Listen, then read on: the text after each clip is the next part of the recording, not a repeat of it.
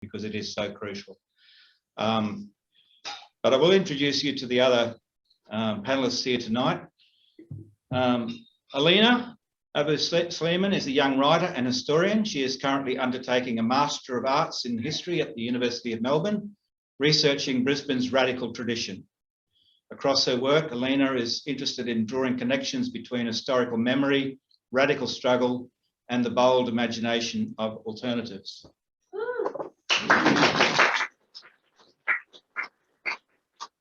Around the table, Alex North is an organiser for the Australian Manufacturing Workers Union. He is a proud unionist, and when previously underemployed, was the president of the Australian Unemployed Workers Union. He occasionally contributes to the US socialist magazine Jacobin, and I believe he also may be in the process of writing a piece for the BLHA's journal, which we look forward to. It's definitely in the process. It will get there. For his sins, Alex barracks for Old Port Adelaide. In fact, when I first met Alex, he was sporting his Port jersey and he was on his way to the Gabba to see them get beaten by the Lions.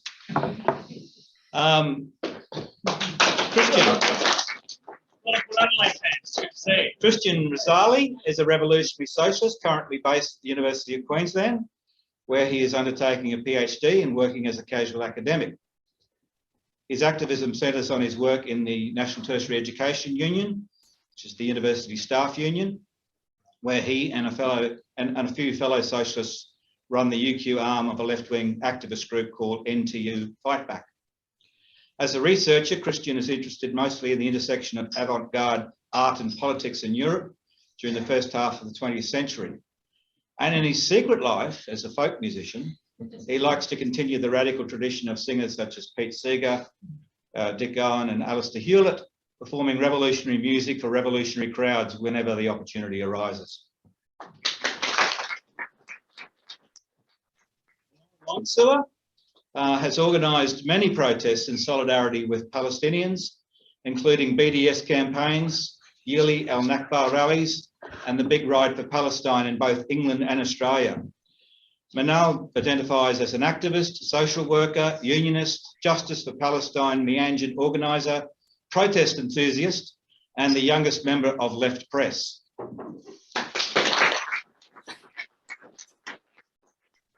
Kristin Perissinotto is the media officer and the women's officer at the Queensland and Northern Territory branch of the Electrical Trades Union and is currently undertaking a Women in Queensland Unions project, which aims to chronicle the contributions of women to the Queensland Union movement. Kristin is particularly passionate about the intersection of feminism and unionism in Australia. And finally, Jason Constable. Jason is a proud member of the ETU Youth Crew Committee. He is an active trade unionist who is passionate about standing up for social and justice issues.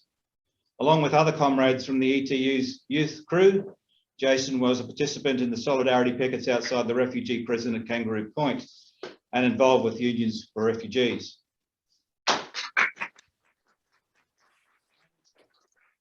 Just on that point, that's another common element of the people around this table. Probably all of you, certainly most of you here, spent time down at Kangaroo Point outside the refugee prison. And I thought about that when Terry was referring to the Tree of Knowledge as a place where a different kind of community becomes possible. And as someone who spent time there myself, it seemed to me that that was the kind of place that it was. It was referred to by someone at one point as a toxic place. But I think everyone around this table would share with me the view that the toxicity didn't come from us.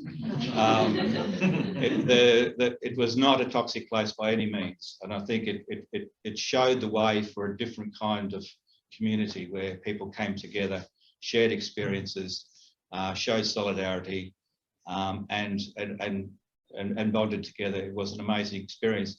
And so I'd like to see that become a new Tree of Knowledge in this city. So I think that's what it was for many of us who were there. I want to kick off this discussion with a very basic question to each of you. Where and how did you begin to learn about history? Was it at school, in the community, or at home. So maybe I could go around the room and we could get each of your remembrances on where you first started to learn about history. I think for me it was mainly at home. My parents sort of exposed us to history a lot. I definitely wasn't radical history though. And I was sort of a obsessive reader, so I think that's how I was exposed. Alex? Oh, a good contrast. Like I dropped out of high school in year 10 and I went straight to the workforce. Like I actually came late, I'm still young, but I came later towards actually having a group of history. And that was after having such a bad experience in the workforce, saying, man, I've got to go to uni, I've got to go get some education. And when I went there, I kind of learned a bit about history and picked up books and kind of, started to educate myself. And when I got involved with activism, that's where the labour history focus came, to learn the lessons of the past. Kristin? I was certainly a real history nerd when I was a tiny child. I always loved history, but it wasn't until when I was at university doing my undergraduate and I started taking art history courses, and we have quite a few sort of raging lefties in the art history department at UQ, and they sort of pointed me into a number of different directions. That's where I kind of got into political history and the significance thereof. I know. This question made me think about primary school and learning about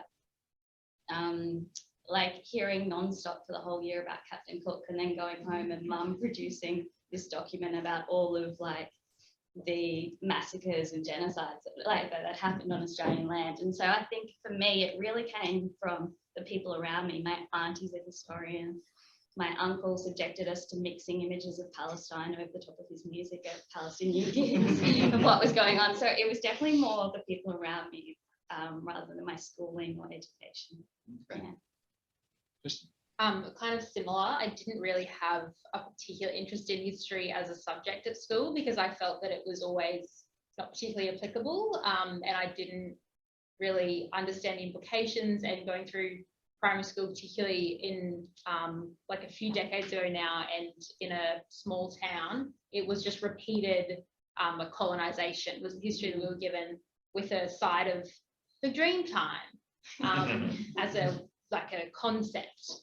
So for me, I'm a big reader now, but a lot of my interest in history has been self-guided, self-directed, and particularly joining the union movement fairly recently and actually talking to people who have been involved in struggles that I am either involved in or now benefit from.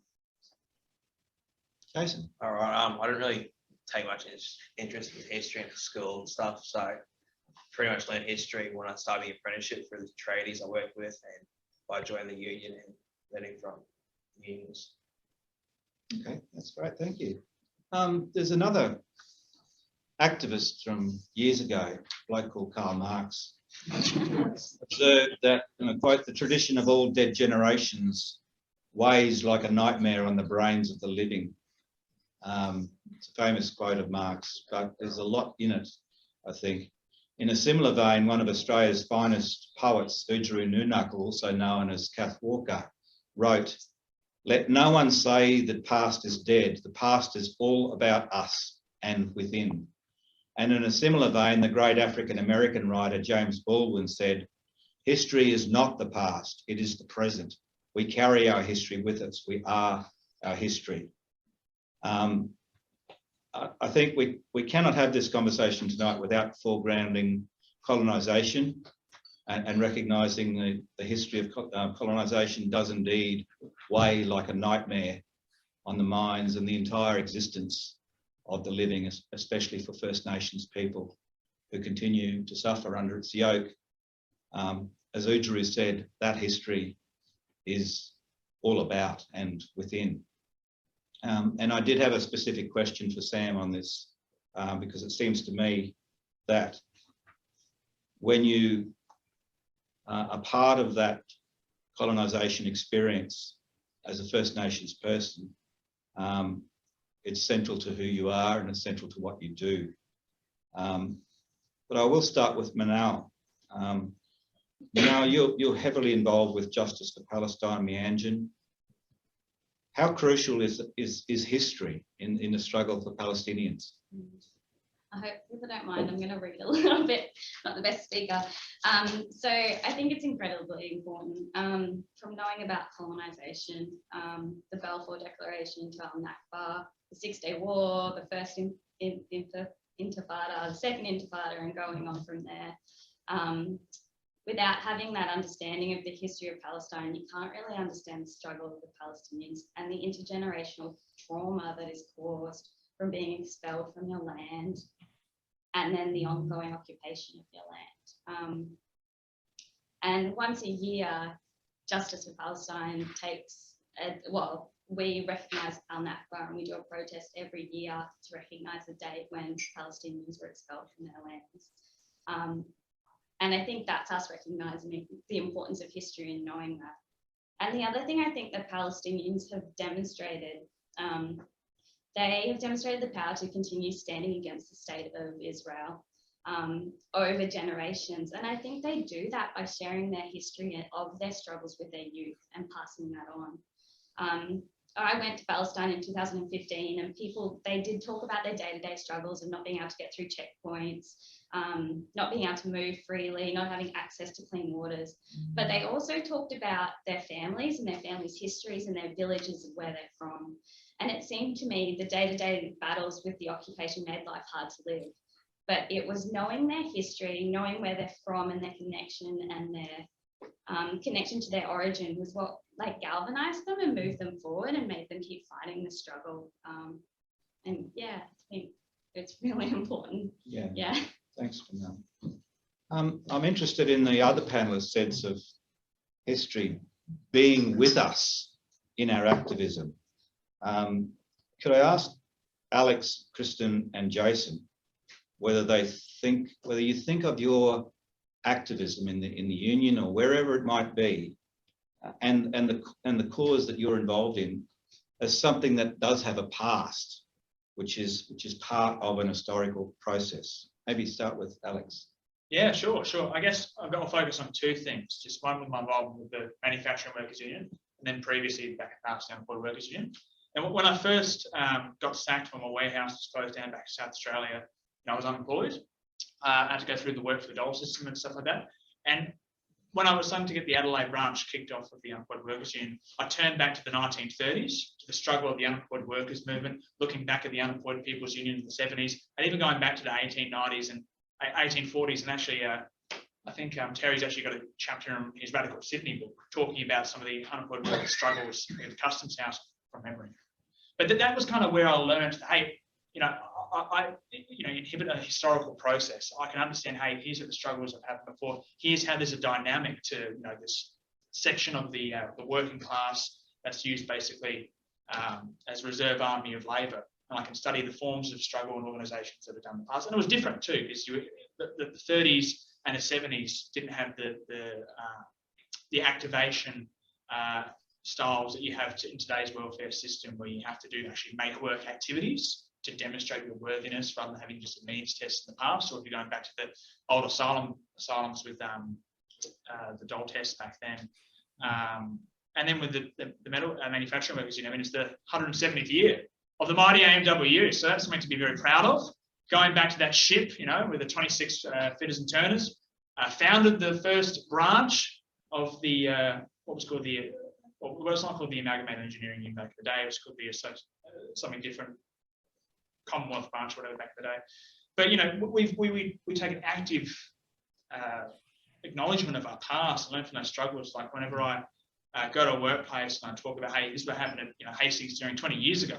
This is what happened at Comanche 20 years ago. Here's how your struggles you've gone on now echoes back to those fitters and turners in the past, or the non-trades people before, some factory and stuff like that. So for me, it's massive. If you forget that history, if you don't take acknowledgement of it, the struggle you're making, you just end up making the same bloody mistakes. So yeah, it's important. Kristin, what about you? Is history part of a sense of what you're doing or what the union is doing? I think that the union movement is nothing without history, and the same could be said for the women's movement, because I think none of us would be here today as activists or as workers or as women or as marginalised people without the struggles of what like people's struggles before us or people's fights before us. So, and also what we're doing now and the struggles that we're having now and the fights we're having now will then in turn become history for future generations. So I think that it's a, I guess that's a bit like cyclical, but I don't think that any of these movements would be in existence without what's come before. I guess further to that, I rarely speak to a unionist or a feminist or an activist who doesn't highlight the history of the struggles that have come before them.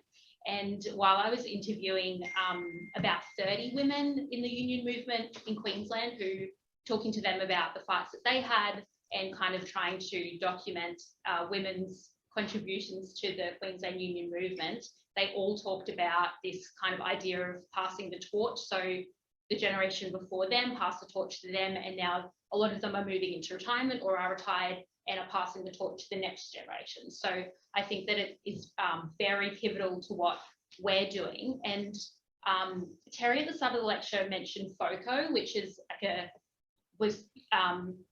I guess like a club in Brisbane in the 60s, and it was named as like Australia's most notorious night spot or something like that. So obviously a very cool place to be, very radical, progressive, this like little hotspot, and this group of people who were like doing this shit so long ago, and we weren't even like, nothing we're doing is new. I think that's something really important to understand as an activist, like, because it's comforting to think that there are people who have succeeded at these things that I'm trying to push forward. And it's also important to understand as an activist that you are part of a greater movement, and it's never just you and it's never about you. So that's something that I have constantly come back to, like being a part of the union movement and the women's movement. FOCO, of course, was Alex Macdonald was instrumental in creating that space, providing the space within the trades hall for that to happen. And it was an amazing thing that brought together radical youth at the time as well as trade unions. So. Jason, what about you? I mean, in the workplace and so on, is there a sense of history? A little bit, couple of that, sorry. Yeah, that's okay. Sorry. All working class struggle has passed, and this is part of the historical process. But here is the 1890s until now. I guess without the struggles, you wouldn't have a bright future. So, yeah. Okay. Terry, did you want to add to that? Any comments on that? No, well, I'm interested in the way in which everybody talks about the particular struggles that have been important in their situation. And it just occurred to me, that's not a very profound thought, but struggles exist in time, and you can't, I mean, if you're involved in a present struggle, you know it was different yesterday or the day before, and it might be different tomorrow. It's changing over time. And so just the very fact of being an activist in struggle makes you appreciate history and makes you curious about what we've done in the past and so on. That's not very profound, but there you go. It's true. It's a good point, though. One of the most potent pieces of propaganda that the rich and the powerful use against people resisting exploitation and oppression is that the status quo can't be changed. It's either always been this way, or alternatively, what happened in the past is there in the past and can't be changed now. I'm interested in how panelists think knowledge of the past can help us challenge that view that nothing can be changed. Could I start with Kristin? Yeah, when I was sort of having a think about this question, the first thing that came to my mind was that the kind of gatekeepers of that particularly effective propaganda that you mentioned, Jeff, yeah, the ruling class that they're talking about, the ruling class status quo that they're talking about was and is the result of various radical changes that have happened throughout the past. Obviously, the most obvious example is the bourgeois revolutions. And if we accept at any point that you can't have revolutionary change in, in the world in the past shows that, well, then we simply wouldn't have the ruling class that we have today that use that kind of justification to turn off left-wing activists and kind of shut us down. So that was the first thing I sort of thought of. More practically for us as left-wing people and activists within the union movement and so on, I think history is absolutely essential for combating that particular view, because I think, as a lot of people have touched upon so far, it's empirical evidence that we can change the order of things, and that has happened virtually constantly throughout history, and is typically or very often executed by radicals throughout history, radicals of different persuasions and so on. I know in the kind of work I do in the NTEU as part of our left-wing activist group, NTEU Fight Back, Jeff's been involved with us at UQ in that group, and we certainly learn from history, and that bolsters us. And, you know, any time that we there were certainly times that we thought, you know, we're actually going up against, not just up against the bosses, we're going up against the union bosses at this point. And it's very easy to feel disheartened in those kind of situations. And all it took in many instances was actually hearing stories about our sort of left-wing rebellions within unions in the past, which really helped bolster us and yeah, kind of countered the pessimism that can come from some of those views that you mentioned, Jeff. Elina, what do you think? Yeah, I think that in the present, this idea that there are simply no alternatives is sort of the prevailing ideological justification for capitalism. But when we look at history, it becomes very obvious very quickly that that's just not true. There have always been alternatives. I mean, in this continent, there's hundreds of thousands of years of history where societies existed without capitalism. And we can look to every corner of the world and see long traditions of struggle, which shows us, one, that it wasn't so long ago that capitalism wasn't accepted and wasn't so legitimate, and that it was actually fiercely contested. And that, two, we are a part of that history and a part of that tradition. And there were people who came before us and people who will come after. And I think knowing that can only make our struggle stronger. Turning to Manal, Terry made the point in his lecture that, and in the book, that writing history is always a political act. The powerful produce their own version of the past to justify their present actions and social structures and so on. No more so, of course, than in the case of apologists for colonisation. The whitewashing of history is a central tactic of the State of Israel with respect to its ongoing colonisation project in Palestine. How do Palestinians and their supporters go about countering historical lies and distortions as part of the activism? I think this is a really interesting question, because I think the Palestinians do this quite well. But I can't remember where I heard this, but I remember there's an Arabic term and it means steadfast. And I believe Palestinian activists are a real symbol of that word. They just keep at it. Not only do Palestinians, they use their food, their culture, their music, art and poetry to spread their messages, which is really powerful, as you can imagine. But they also have a strong movement called BDS, which I'm sure many of you know about, so boycott, divestment sections. And it kind of stems from, again, the apartheid movement in South Africa and boycotting that. And we saw huge change coming back from that. So the BDS movement works to end international support for Israel's oppression of Palestinians and pressures Israeli companies to comply with international laws. This movement has actually seen multinational corporations, universities, unions, churches, artists, sporting teams, celebrities all cut ties with the State of Israel.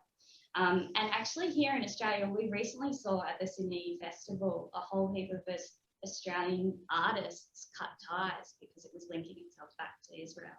So it's an incredible movement that really changes people's perspectives on what is actually going on in Palestine. And we go back to it as part of Justice Justice for Palestine Meanjin, that's a strong focus for us, is to go back and look at BDS and use that campaign within our own struggles. And at the moment, we're focusing on Puma because Puma supports some of the Israeli football teams. And so we're focusing on that and trying to boycott Puma within Australia. And I think that BDS message is how we change the language around what's going on in Palestine. And it comes from the Palestinians. They set this up. So yeah, it's a really powerful movement. And I think that's how they do it. Just following on from that, Not more questions I haven't yeah, prepared for. the conceptual framework of apartheid, of course, comes directly from the South African experience. Yeah. So there is a historical example of successful resistance. Yeah, yeah. And the Palestinians have seen the parallels and have drawn on those parallels, and have also drawn, therefore, on the tactic of boycott, disinvestment and sanctions. So it is an example of looking at other historical precedents for the kind of struggle that can be effective. Kristin, you've been working on highlighting the history of women and the labour movement, as you said.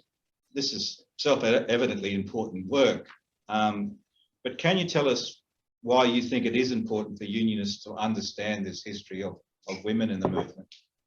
I think, and even going more broadly than just why unionists need to understand it, is the relationship between the women's movement and the union movement, and how many times women's win, like feminist wins, were union wins and vice versa. So I think the relationship between the two is not widely known about, particularly in I guess more middle or upper class feminist spaces, which is where I have previously been before starting work in the union movement.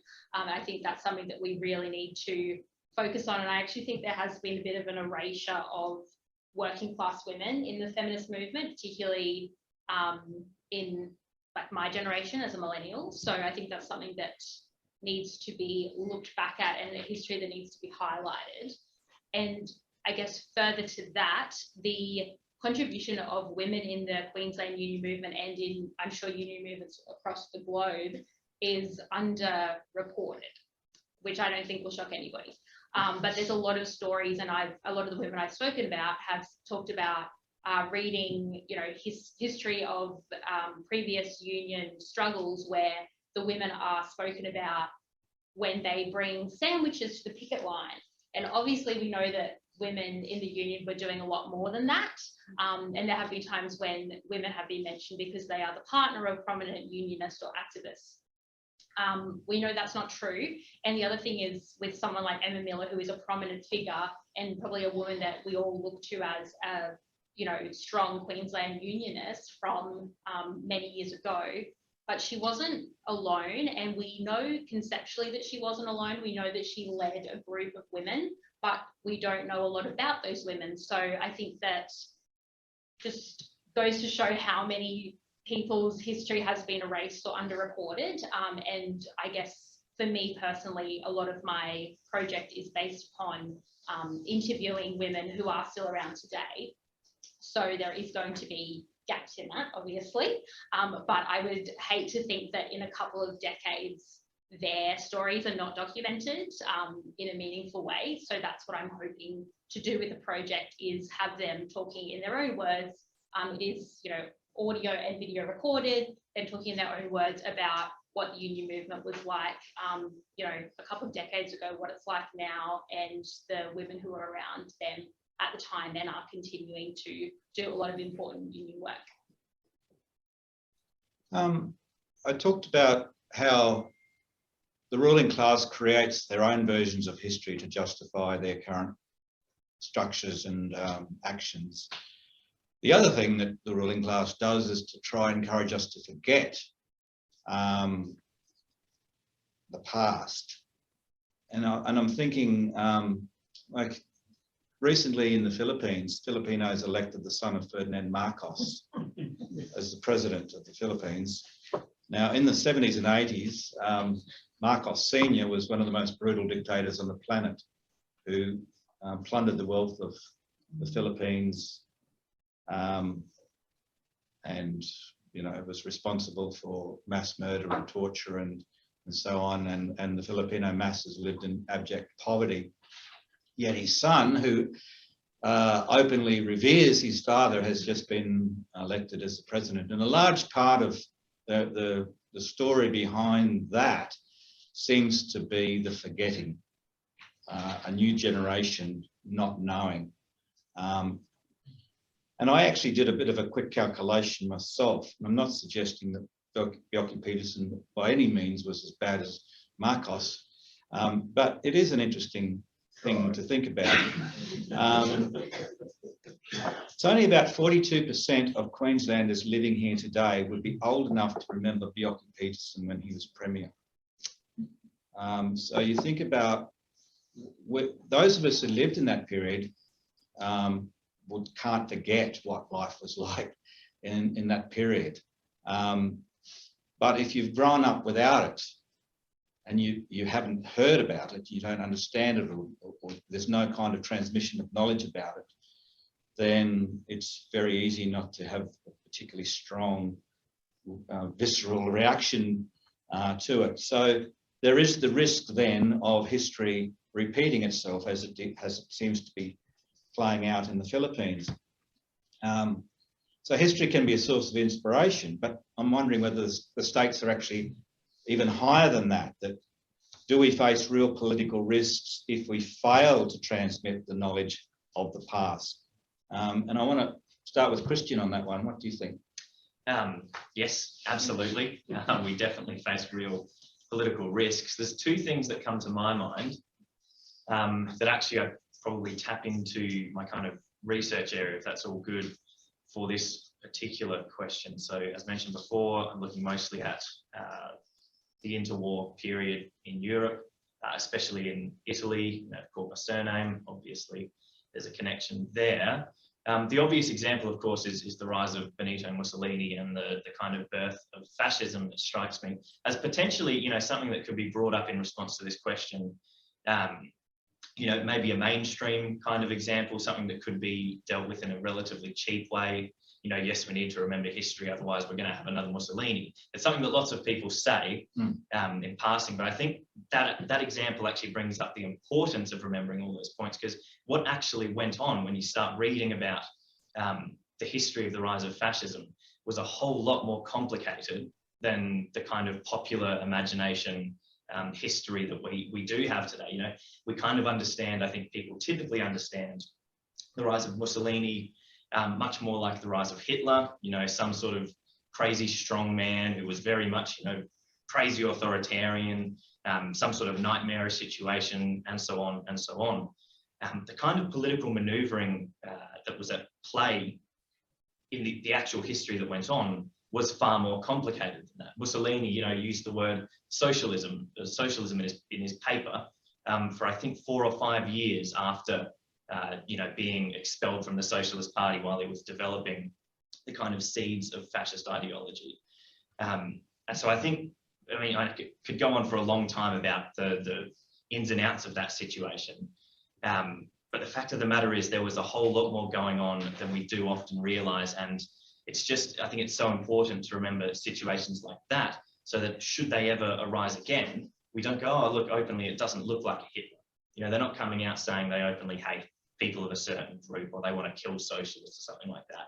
Actually get into the specifics of what, you know, potential right-wing leaders are doing as they emerge. And I think that's a situation where we absolutely do need to have that historical knowledge. Another situation, a sort of contrasting example, particularly sitting here as a revolutionary socialist, is understanding what happens in history in kind of moments of revolutionary uprising. And looking back again to that kind of interwar period, or the very end of the interwar period, it makes me think of the resistance in Italy and the kind of transition away from, you know, basically the resistance running the governing of the north of Italy for 2 years, and leading back into, yeah, just a kind of shit liberal, you know, liberal democracy parliamentary system. And the fact that in those kind of moments, it's really worth remembering, should they ever come again, what went wrong. You know, we're at the cusp of kind of creating a new situation. The example that really comes to mind for me is the fact that the Communist Party in that period, and a small group of kind of liberal socialists called the Action Party, spitballed an idea to create a completely new governmental system in Italy based on the Committees of National Liberation, which were the backbone of the resistance. An amazing idea. And they certainly had, you know, immense sort of groundswell. They had these huge networks all over all of northern Italy that would have enabled them to create a whole new system of government. But eventually it was Palmiro Togliatti, the leader of the Communist Party, who was following Stalin's orders, ended up instituting what's called the Salerno turn, where the communists decided they were going to abandon that radical plan that they had with the Action Party and instead side with the Italian king, which was actually a position to the right of the Italian liberals and the Italian Christian Democrats. And it's situations like that, I think, that are absolutely important for us to remember as left-wing activists and any revolutionary socialists that might be in the room. That it's not just, we don't just run the risk of having a right-wing dictator elected, we run the risk of losing a revolutionary moment to, yeah, well, in that instance, to bad politics masquerading as left-wing politics. And now, what are the dangers of us not taking history seriously? Yeah, I agree that it's serious. And I've already kind of talked about Palestinians being able to continue on their fight by hearing their histories. I think a good story of that is how they pass on from their families, they pass on the key to the next generation, so they hold on to their history and continue to fight. This is the key to their homes. The key to their homes. Physical key. Yeah, the physical key, yeah. But I think this question really hit a strong personal note for me because my parents were involved in the Right to March in the 1970s and the Joh Bjelke-Petersen and stuff that you were kind of talking about. And last year, we put in the Al Nakba rally into the police, like we do every year. And the police actually took me to mediation and then took me to court to try and stop the rally. And it was a bureaucratic system rather than the stopping you on the street kind of. But it's still stopping us for the right to march. And like, how many years later are we? 44, I've written it down. 44 years later, we're still doing the same thing, but in a different kind of way.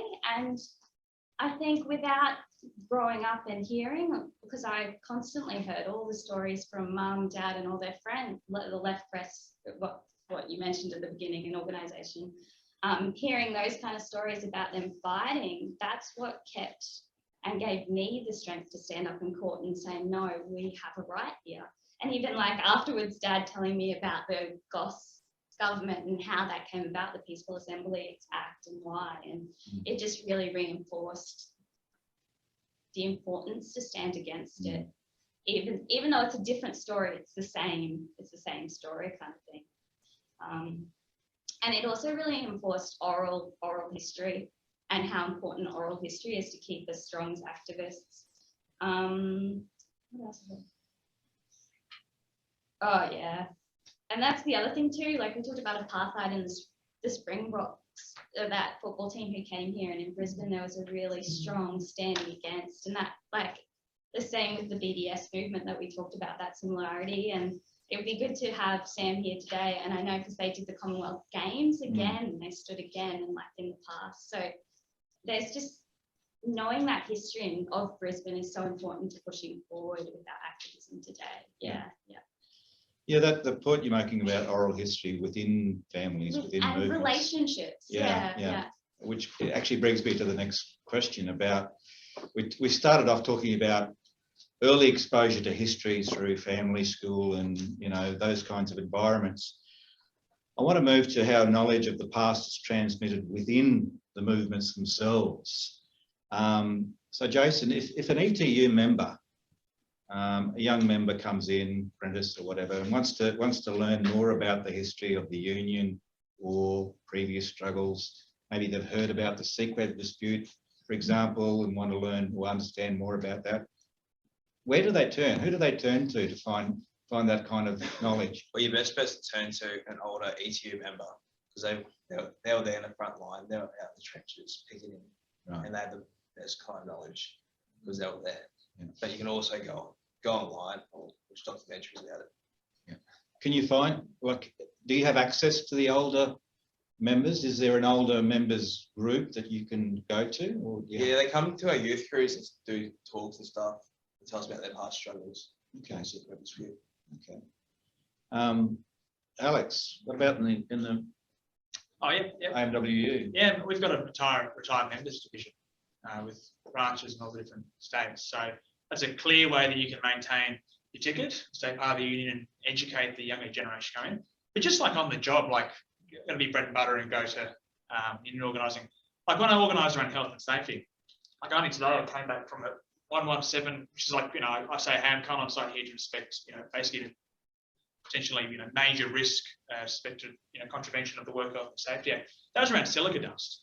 You suck that stuff in, you're going to get silicosis. You're going to have a painful death. That's one of the new one of the ancient sort of epidemics that are kind of coming back on the shop floor, which has ties back going way back to ancient Rome.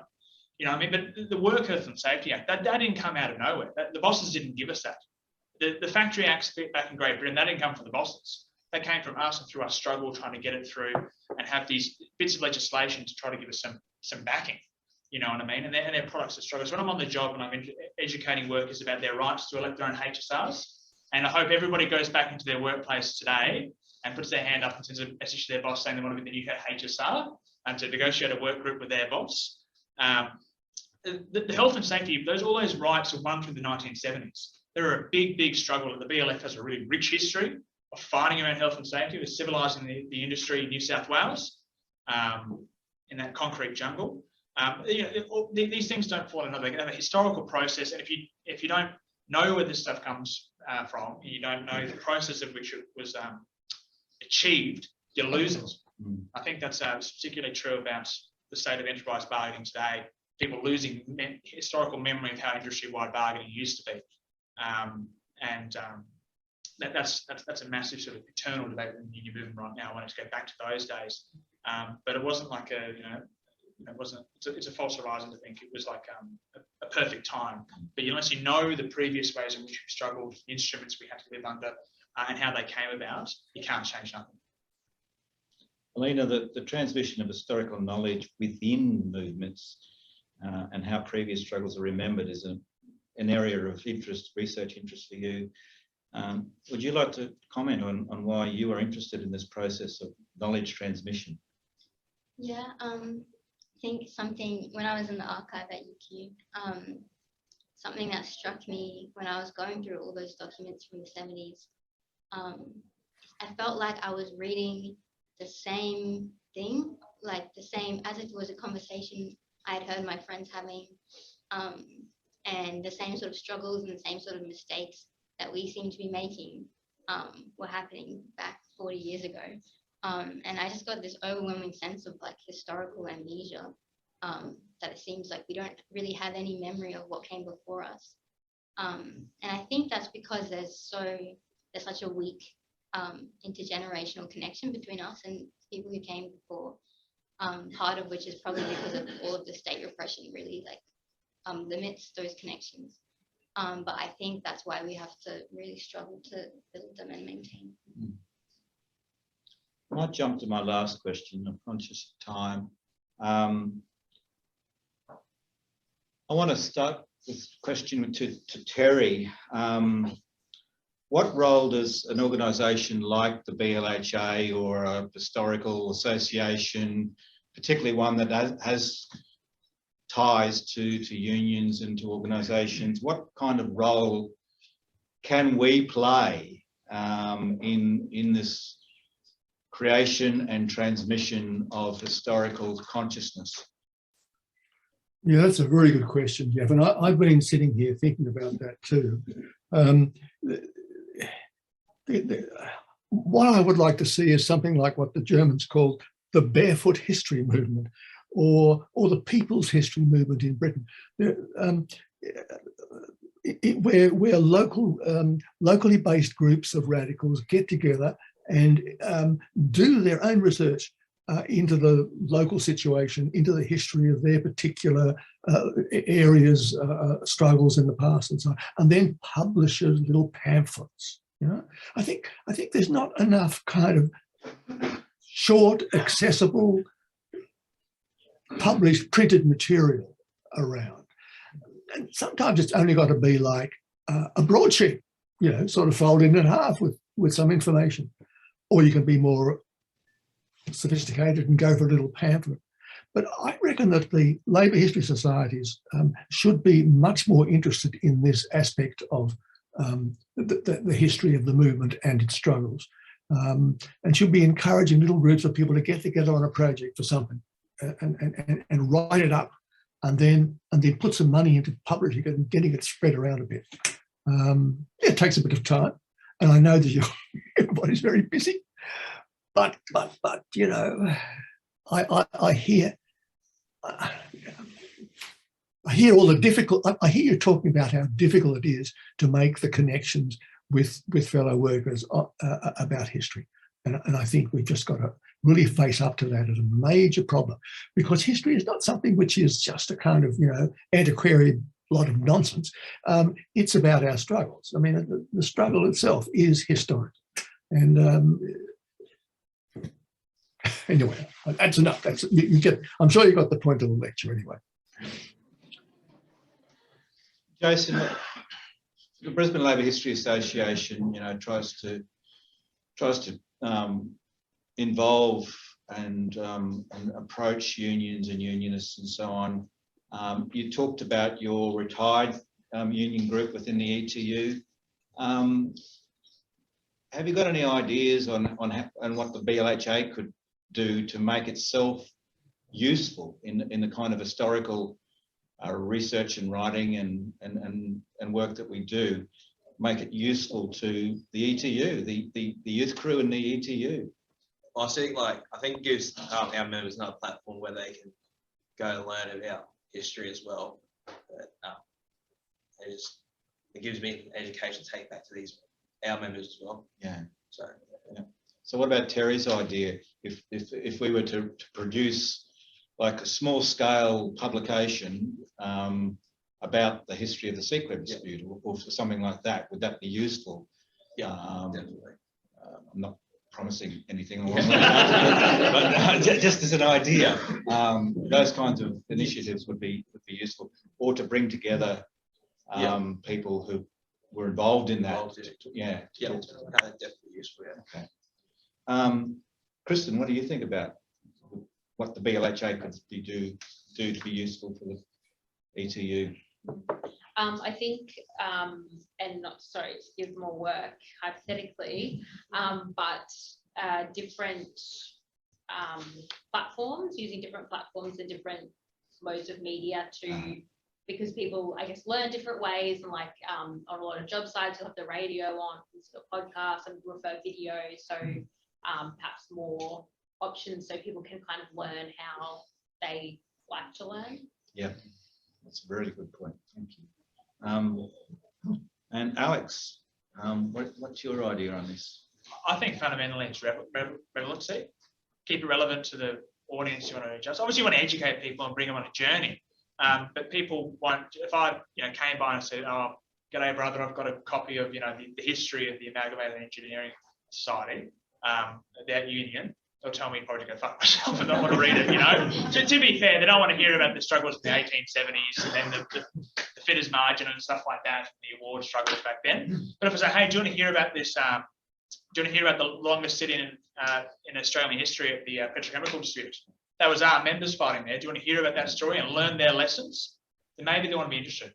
And if I keep it short, that's right. That's right.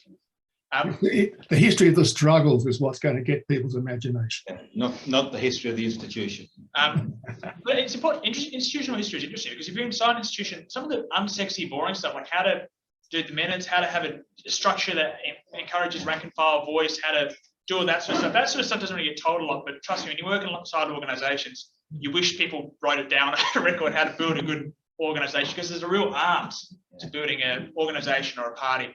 Now, Chair, I might just take one quick rank and file revolt right now. I think we should have a bit of audience questions or something before we Yep. close up. I don't know if we were going to do that, but I think that's important. Absolutely. So Voice. let's say three questions or comments from the audience, and then I'll give Terry the last word. And So then let me we'll- just hand them out first. So any questions or comments?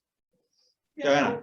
Just listening to this, one of the things that I really regret when I was a unionist was no one gave me all the arguments that I was going to be hit with when I went into any kind of negotiation or whatever. And one of the arguments is not only that they whitewash history, but they often say, for example, well, look, you've got all these things. You've got workers' comp, you've got the dole, you've got free health, you've got blah, blah, blah. You know, it should be paradise. So it's almost the reverse of forgetting history. It's the using the argument, that argument against you. And I often wonder whether young people might benefit from someone saying, these are the arguments you'll hear, here's the answers. Because always you think of the answer when you've walked out of the place. If I may, just like I represent a real diverse sort of membership. We've got like lab techs and stuff like that, people in medical manufacturing and stuff like that who earn like $20 an hour and disgraceful wages for companies earn millions of dollars and stuff like that. Then I've got people who are like, you know, $65 an hour working as diesel fitters on big giant mining Tonka toys and stuff like that. And they hear those arguments all the time saying, boys, you're paid $65 an hour. You earn well over 100K a year. What are you complaining about? What more can you want? You've got all these allowances and all this stuff. The main thing is education. I tell them that no matter how much you get paid, you don't get paid anything near the value you create for this company. That's where the profit comes from. It comes off your unpaid labour time. It's that education piece. And educating workers that they know in their belly that every hour they work for this company, no matter how much they get paid, they won't get the full value of the labour they create. That changes people's minds. It's educating them about the actual labour process, the production process they're involved in, and that shifts people. That inoculates them, because when they go in the company, as you know, with negotiations, at the end of the day, it doesn't matter how clever you think you are and how smart you are when it comes to putting a reasonable argument to the company. Ultimately, it's about power. And if people are educated, they're unified, and they know what they're fighting for, and they know that they deserve it, and it's their right, then you can win. Always try to win. Any other comments or questions? Yes. Sorry, And now, you were talking about like some of the stuff with like your parents or grandparents or like aunties and that, and it made me think of like in Western society, it's really like now it's strange if like a grandparent lives with like the nuclear family, and like I think that also like mixed with like the privileging of written history instead of oral history. Like, do you think that like the breakdown of extended families and the normalization of like the nuclear family also breaks down the passing of history and medical history and struggle and stuff? yeah, I definitely, I think you hit on a good point. I was raised in what I feel like was quite different to those people in my generation around me, because my family's Lebanese and there is a strong oral history around that. But even my mum's side, which is Australian, there's a strong radical history within that family as well. And there's a strong oral history, and it was breaking that nuclear family stereotype for sure. And the friends that my parents had in university stayed friends, and they brought us up as well. So there was all this oral history that we had access to. So yeah, I think the society that we live in Australia is very, like what you're saying, it destroys that. And creating those relationships and those communities is how we build it back, and communities between young and old. And I'm lucky because I've got the young and old, and I've heard all the histories of, you know, the anti-war movements in Brisbane, all of those. I've heard lots and lots of stories.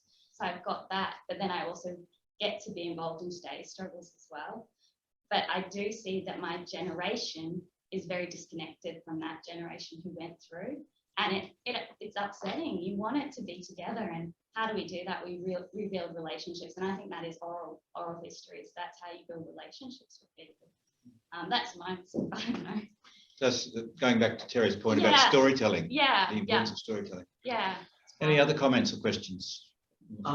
Yes. And I wondered what like all the activists sort of think. I think that there's sort of like this bridge between like how do you get like your average like worker, whether they're unionized, non-unionized, whatever, to actually like get their fingers into this or like actually take an interest. And like to point this out to everyone, we're all quite weird, everyone in this room. Like, Speak for yourself. well, you know, like not everyone's like, oh, brilliant. The shearers went on strike and they set the on free. Oh, that's great. That's a great tactic they use. Brilliant. It's a special type of person, and if we're talking about, you know, like class and class warfare and such like that, I think, and I've definitely noticed this in stuff that I've been doing, you will have people and you start a process with them of trying to get them more confident and say, you know, you can actually do this, whatever it is, you can actually go on strike, you know, you can actually go on this protest, you can yada, yada, yada.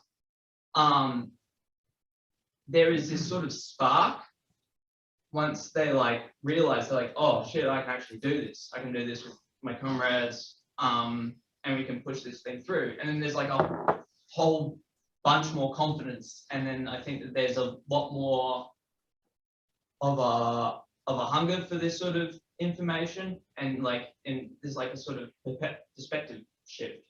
And I think that a big thing for like BLH, like for that side of things, is to get the material ready for when there is going to be this upsurge in class struggle, because it comes in waves, and for the people who are the activists to learn as much as they can in the current day, get as informed as possible, so that if things are starting to click and, you know, you try and make things click and sometimes they're not, but eventually it will.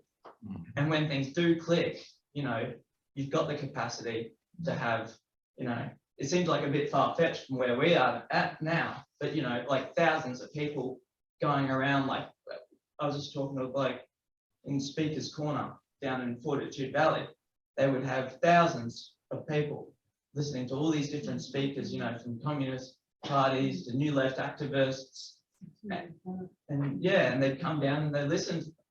And that's not something that's happening right now, but, you know, you just got to keep on chipping away at it and make it ready. Thank you. Terry, would you like to sum up? Oh, I don't know about summing up, Jeff, but let me say how inspiring it's been to discover that there are so many weird people and so many people who are passionate about talking about their struggles and relating those struggles to stories from the past. So it's been a really great experience for me.